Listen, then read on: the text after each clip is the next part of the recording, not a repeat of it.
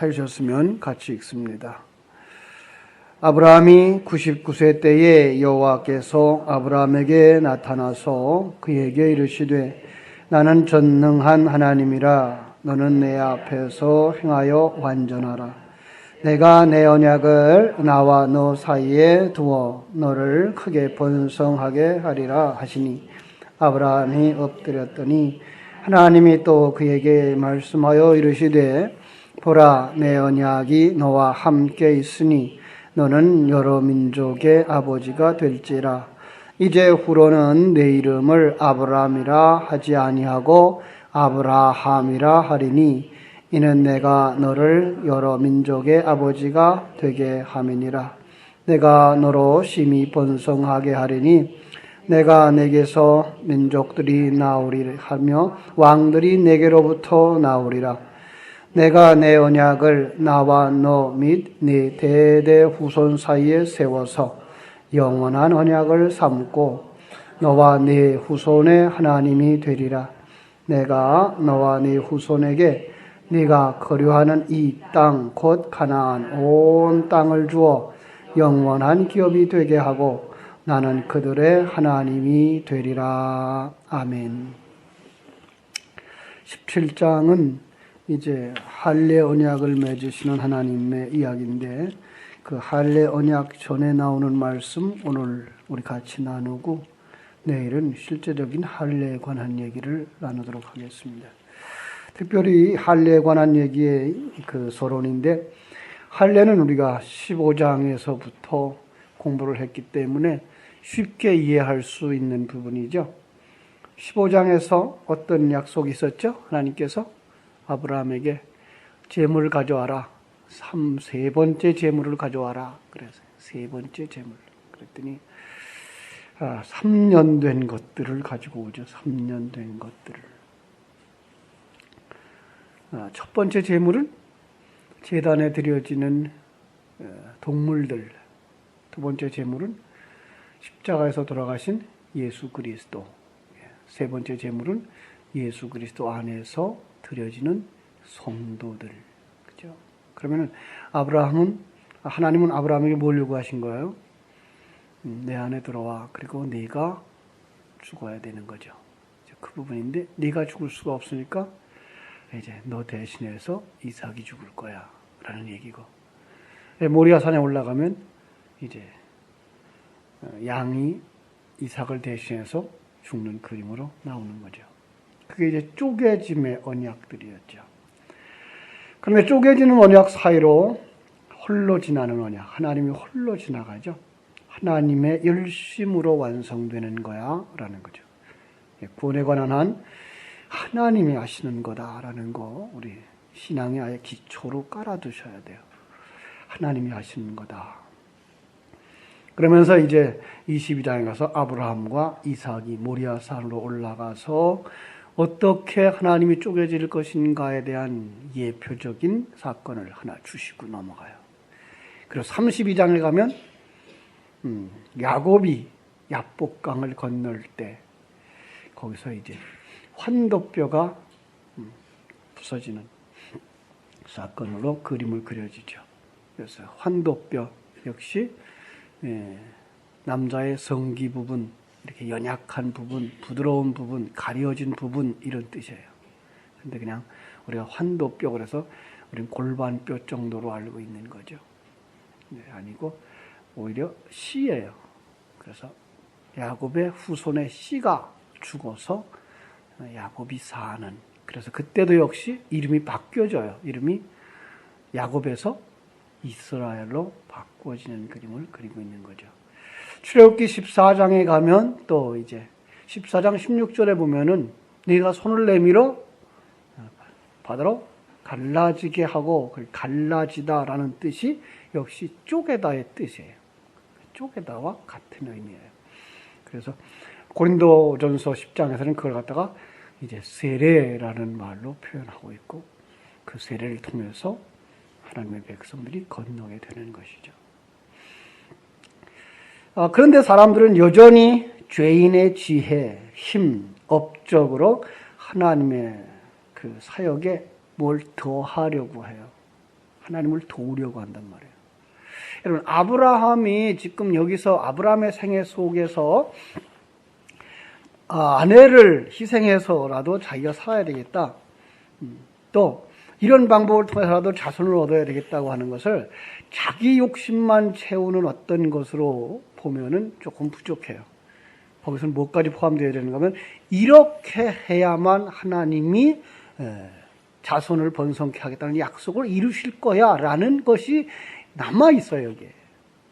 내가 살아야지 하나님은 나를 통해서 자손이 번성되게 할 거야 라는 거. 이제 내 아내가 이제 경수가 끊어졌어. 이렇게 해서라도 자식을 낳아야 될 거야. 하나님 그러면 이걸 갖다가 내 후손으로 받아주실지도 몰라. 이거예요. 근데 하나님은 그것까지도 아니다라는 거예요. 우리가 어떤 자기 열심으로 내놓는 어떤 것들, 그것들을 가지고 하나님이 원치 않아요. 하나님은 내 것 내놔요. 내 것 내놔. 내 것이 없을 때 어떻게 돼요? 안 내놓으면 돼요.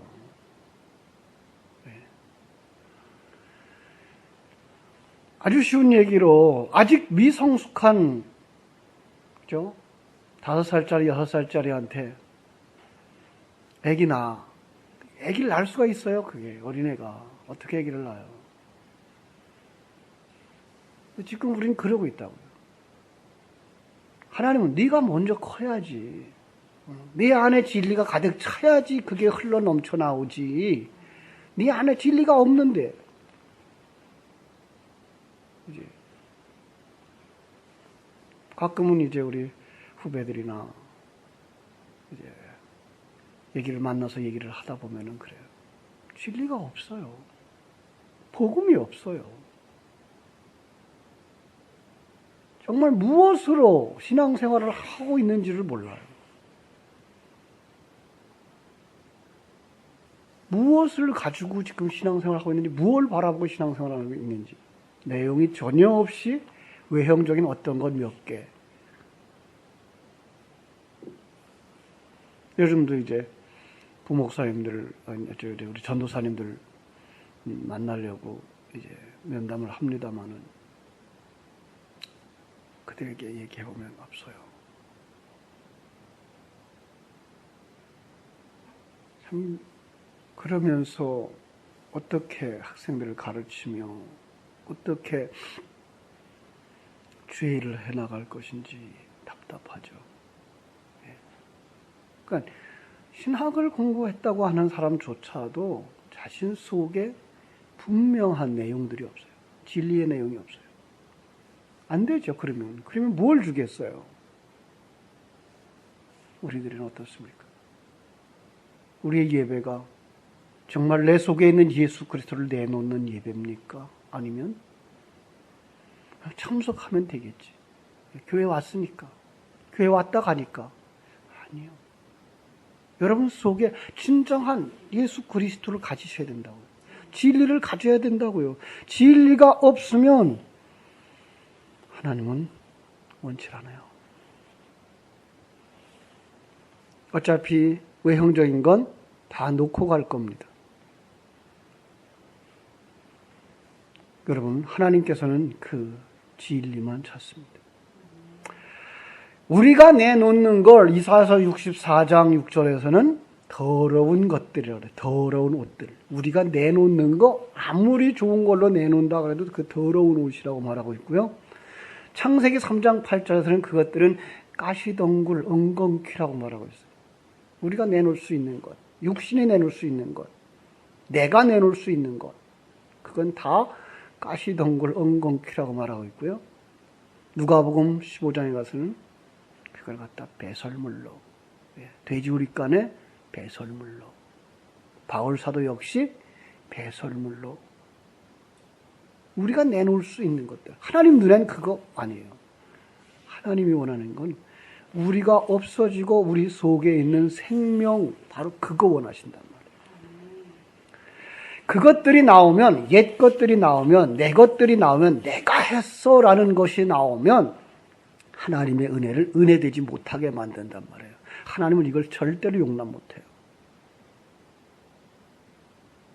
내 어떤 색깔로다가 여기다 입혀버려서 속에 있는 이 맑은 색깔이 나오질 못한단 말이에요.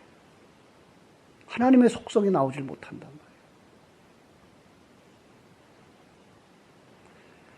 그래서 하나님은 이 땅에다 우리에게 시간을 주신 거죠. 이 세상 속에서 7, 80년 우리 인생을 주시는데 그 인생을 주고 그 속에서 인간의 도움을 받아서 하나님 나라를 만들겠다가 아니고 이 인간 세상 속에서 인간이 얼마나 불가능한 존재인지를 깨닫기를 원하시는 거예요.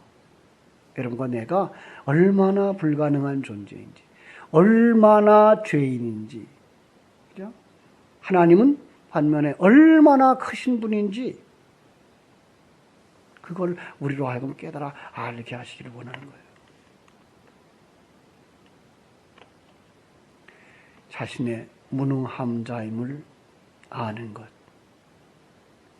그래서 그걸 갖다가 고린도후서 12장 9절에서는 내 은혜가 족하도다. 내 능력은 약한 데서 온전하여짐이니라 라고 했어요. 약한 데서 온전하여짐. 너 자신이 약해져야, 없어져야 거기서 누가 강해져요? 누가 온전해져요? 하나님이 온전하여지는 거예요. 그것이 하나님의 영광이 나오는 것이고요. 하나님께 영광 돌려드리는 거예요. 그래서 창세기 17장 1절에 이 하나님이 나타나서 이렇게 말합니다. 이제 13년 동안 아브라함은 뭐 했죠?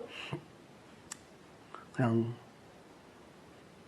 아들 낳은 것 때문에 그 아들을 키우라고 정신 팔렸죠.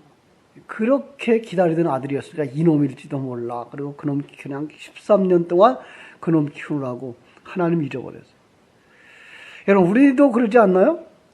신혼의 때 결혼을 하기 전 처녀들 때에 총각 때에 그렇게 믿음 좋다가도 결혼하고 나서 애 키우면서 정신없죠. 무슨 믿음이 있어요 그때. 아브라함이 그랬어요. 그때다가 13년 만에 정신 차려보니까 하나님이 오신 거죠. 정신 차려보니까 하나님 곁에 계신 거죠. 하나님 한 번도 안 떠나거든요. 자기 백성을. 그래서 아브라함이 말씀하죠. 나는 전능한 하나님이야. 너는 내 앞에서 행하여 완전하라. 참 어려운 말씀이에요. 그렇죠? 지금 어떤 상태인데요? 그냥 첫 아들 낳고 그 아들에 쏙 빠졌어요. 그럴 만도 하죠.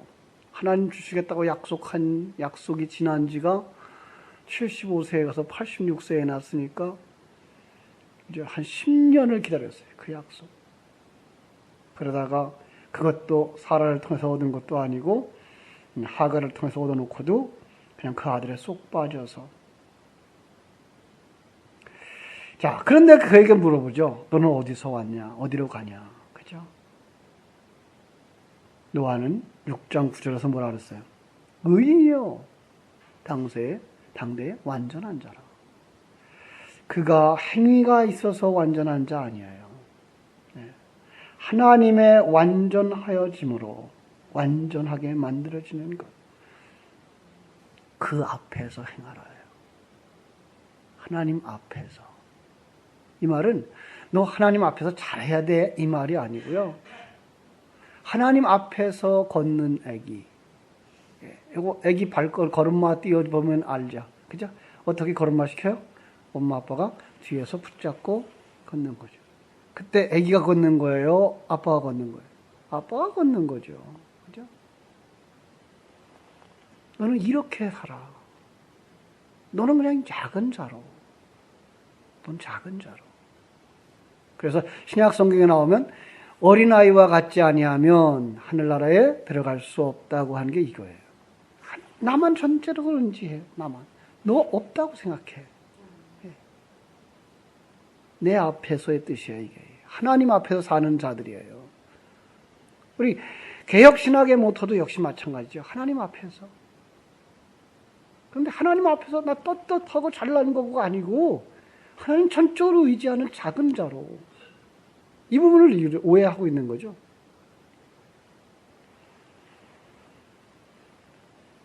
하나님 앞에서 자기가 잘난 자가 되면 하나님이 없어져요. 하나님이 작아져요. 근데 우리는 그 부분을 이해를 잘 못해요. 왜? 하나님이 너무 작고 내가 너무 크기 때문에. 내가 다 할 수 있어요. 내가 뭐든지 할 수 있을 것 같아요. 그래서 하나님 나 조금만 도와줘. 이게 지금 우리 늘 써먹는 빌립보서 4장 13절 아닙니까? 하나님 나 조금만 도와줘. 그러면 나 뭐든지 할 수 있어. 아니에요.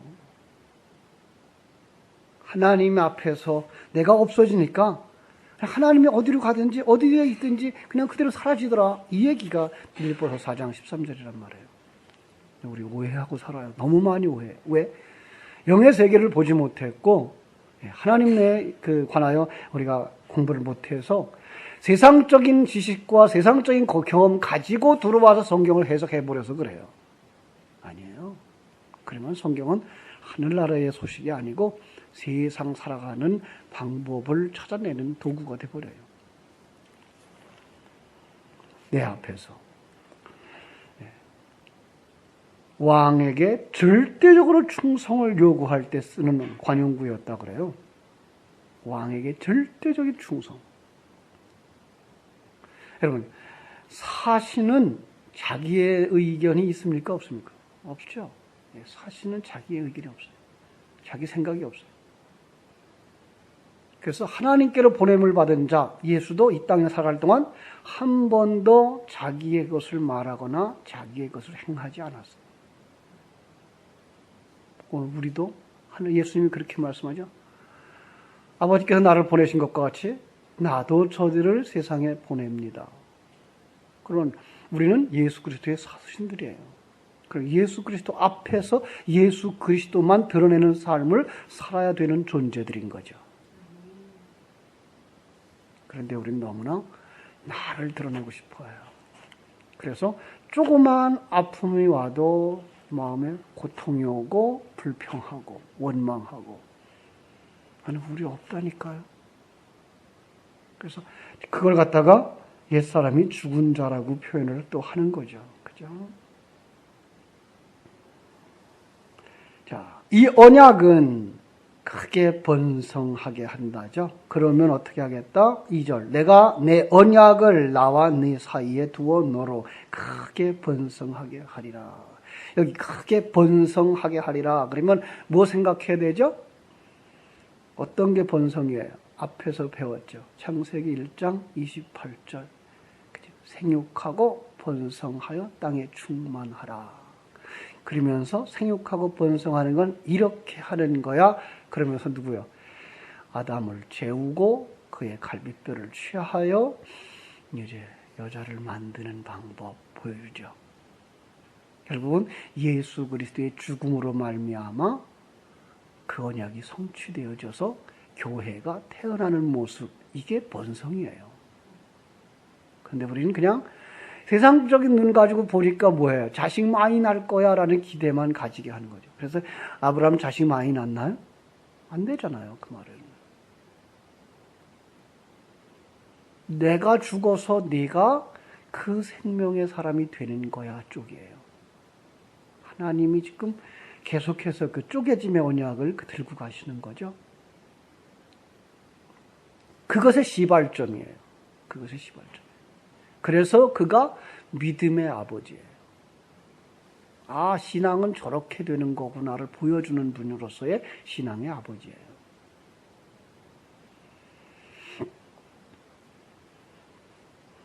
자, 이제 만일 어떤 일에 너희가 달리 생각하면 우리가 빌립보서 3장 15절을 제가 여기서 얘기를 할게요. 빌립보서 3장 15절이에요. 내 앞에서 완전하라 하는 얘기를 하면서 이런 얘기를 했어요. 빌립보서 3장 15절에서 그러므로 누구든지 우리 온전한 이들은 이렇게 생각할지니 만일 어떤 일에 너희가 달리 생각하면 하나님이 이것도 너에게 나타내시리라. 여기에 우리 온전히 이룬 자들은 그죠? 온전하라라고 하는 말씀과 함께 주어진 책이죠. 온전하라. 그러면 성도들은 어떤 사람들이에요? 이미 온전해진 자들이죠. 그럼 이거 알라는 거죠. 이미 온전해진 자들이다. 그런데 다른 것이 생각나거든. 그래서 그죠? 달리 생각하면이 아니라 그 온전하다고 하는 것에 대한 반대 생각들이 일어나거든. 그러는 거죠. 이것들도 나타내시리라. 뭐예요? 오직 우리가 어디까지 이르렀든지 그대로 행할 것이니라. 성도는 이미 온전한 자들이다. 그런데 다른 것이 생각나거든 다시 한번 생각해라. 지금 가고 있는 거 잘 가고 있는 거야. 이 얘기를 하는 거죠. 그런데 빌립보서 3장으로 한번 가볼게요. 우리 성경을 한번 볼게요. 빌립보서 3장.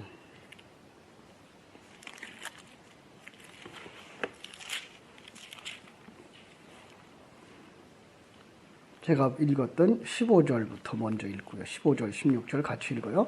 그러므로 누구든지 우리 온전히 이룬 자들은 이렇게 생각할지니 만일 어떤 일에 너희가 달리 생각하면 하나님이 이것도 너희에게 나타내시리라. 오직 우리가 어디까지 이르렀든지 그대로 행할 것이라. 그렇죠? 우리는 하나님 앞에서 온전히 이룬 자들이다. 이거 잊지 마시라는 거예요. 그죠? 네, 이거 잊지 마시라고요. 그리고 지금까지 그 길을 가고 있다면 그대로 가라는 거예요. 누가 뭘 하든지. 그런데 그 앞에 또 우리가 이해하지 못하는 말씀이 또 나와요. 뭔가 하면 13절, 14절. 형제들아, 나는 아직 내가 잡은 줄로 여기지 아니하고 오직 한 일, 즉 뒤에 있는 것을 잊어버리고 앞에 있는 것을 잡으려고 푯대를 향하여 그리스도 예수 안에서 하나님이 위에서 부르신 부름의 상을 위하여 달려가노라. 그래서 무슨 뜻일까요? 영의 세계에서는 우리는 이미 온전한 자들이다. 그런데 이 지상 세계 속에서는 그 온전함을 향하여 달려가야 되는 자들이다라는 거죠. 예수 그리스도 안에서 우리는 이미 완성된 자들 믿습니까? 창세전 완성된 자들이에요. 우리 천국에서 이미 완성된 자들이에요. 그런데 우리가 이 땅에 내려와서 하나님의 생명을 얻은 그 순간부터 우리는 알죠. 뭐예요?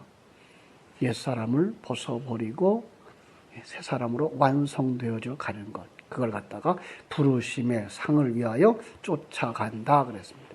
자, 여기서 상 뭐예요? 부르심의 상. 그러죠? 우리 15장 1절에서 창세기 15장 1절에서 내가 너의 큰 상급이잖아. 성경 속에 나오는 대부분의 상은 여기로 와야 돼요. 그죠? 우리가 상급을 바라본다, 상을 받는다는 건 뭐예요?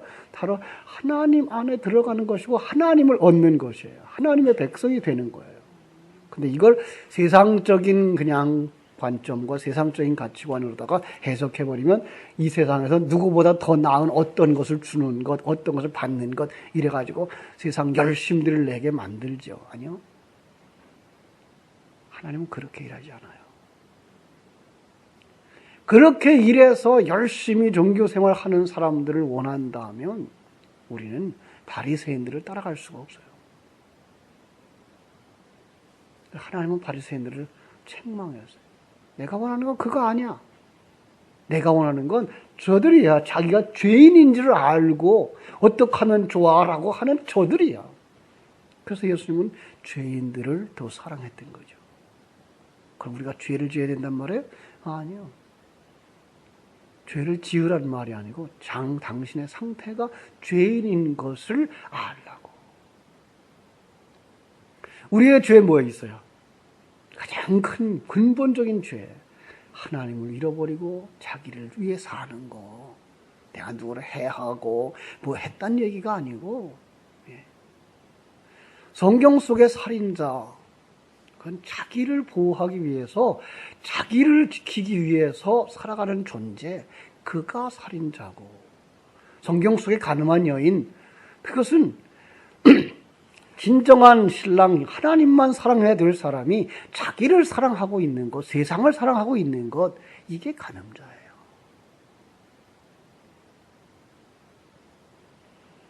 우리는 거기서부터 시작해야 돼요. 하나님의 그 부르심. 그럼 뭐예요? 하나님은 왜 불렀을까요, 우리를? 영생 주시려고. 우리에게 영생 주시려고 부르셨어요. 그걸 갖다 또 다른 말로 구원을 시켜주시려고. 구원이라는 말로. 그죠? 그리고 또 다른 말로 설명하면 하나님의 백성으로 완성시키려고. 그렇습니다.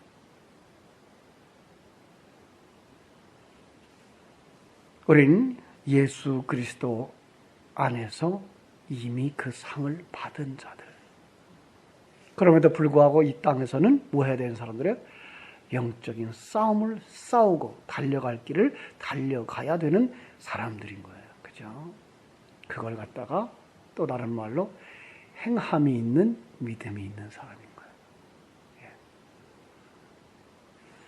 예. 나중에 그 부분에 대한 것도 더 설명을 해드리겠습니다만 지금은 거기까지만 이해를 하세요. 행함이 있는 것, 그건 바로 내 속에 하나님의 말씀이 요구하는 삶을 추구하고 살아가는 사람들, 이게 행함이 있는 믿음이다. 그렇죠? 하나님은 이렇게 하나님이 우리를 사랑하고 그 반응을 우리 속에서 이끌어내고 계신 거예요. 그걸 갖다가 드러내는 삶, 그걸 행함이 있는 믿음이라고 보시면 되는 거예요. 그런데 이 언약은 언약을 가지고 그 언약의 믿음으로 실천하는 자, 이게 행함이고요.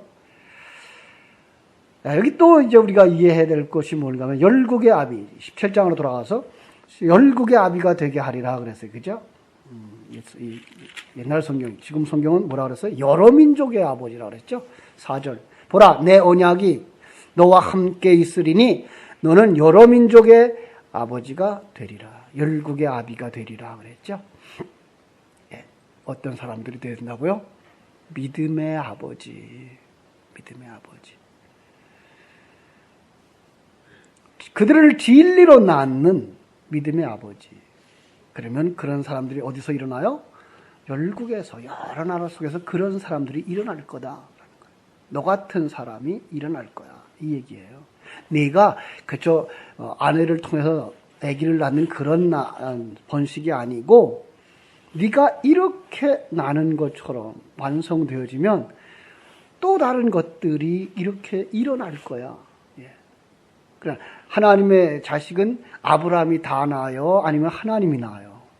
그냥 하나님이 낳는 거예요. 그런데 거기서 하나의 샘플로 누구를 보여주고 있는 거예요, 지금? 아브라함을 보여주고 있는 거예요. 예. 그래서 그걸 갖다 뭐라 그래요? 언약이라고 말을 쓰고 있죠. 언약. 자, 그 언약이라는 말을요, 잘 들으셔야 돼요. 이건 베리트라는 말인데 쪼개다는 의미도 있고요. 그 다음에 맹세라는 의미도 있어요. 그리고 그 유언이라는 의미가 아주 강해요. 그러면서 이제 신약 성경에 오면요, 히브리서 9장 16절 17절 거기 보면은 이 언약을 유언이라 그러면서 유언은 누가 죽어야, 유언한 자가 죽어야 효력을 발휘한다 그랬어요. 그럼 지금 그 말을 그대로 아브라함에게 가져오면 아브라함과 누가 언약을 맺죠? 하나님이 언약을 맺죠. 그럼 하나님이 죽어야 이 언약은 실행되는 거예요. 하나님이 죽어야 뭐가 일어나요? 자식들이 일어나는 거예요. 믿음의 자손들이 일어나는 거예요. 그래서 결국은 예수 그리스도가 죽어서 부활 승천하시고 성령이 오셔서 그들 속에 들어감으로 말미암아 그들이 하나님의 자녀로 태어나는 거예요. 예. 내가 죽어서 이 언약을 성취하게 할 거야. 너희가 내 아들이 되는 거야. 그렇게 말씀하고 있는 거예요. 그래서 그 언약을 7절에서 또 얘기하죠. 내가 내 언약을 나와 너 및 네 대대 후손에 세워서 영원한 언약을 삼고 너와 네 후손의 하나님이 되리라. 너는 내 자손이 되고 내 백성이 되고 나는 네 하나님이 되리라 하는 말씀으로 묶어지고 가고 있는 거예요. 계속해서 이 말씀을 잊지 마세요. 이 말씀들이 진리예요. 이 말씀들을 가슴에 쭉 쌓아가시면서 그렇게 가시는 거구나. 하나님은 이렇게 일하시는 거구나. 내가 그 속에 하나님이란 한 사람이라니 정말 감사하는 자다라는 삶이 여러분 속에서 쌓여지고 그게가 생각나고 그리고 그게가 밖으로 드러날 때 이제 다음 주부터 시작할 변화에 도전하자고 하는 그 변화가 일어날 수 있는 거예요. 여러분 진리로 충만한 하루, 변화에 도전하는 하루가 되시기를 주님의 이름으로 축원합니다.